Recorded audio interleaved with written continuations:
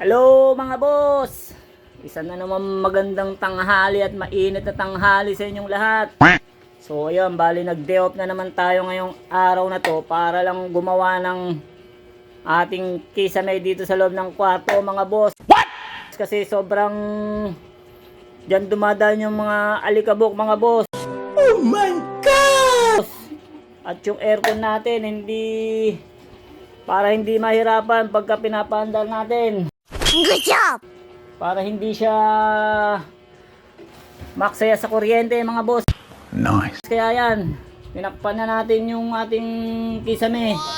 Wow. Naiwan na yan na maliit. Whew. Sobrang init mga boss. Kaya nag-day off tayo ngayon para lang yan. Magawa natin yung ating kisame mga boss kasi wala naman ibang gagawa niyan. Walang ibang magkakartentero niyan mga boss kundi ako lang din. Yan. Ako lang gumagawa rito sa bahay mga boss. Wala nang iba.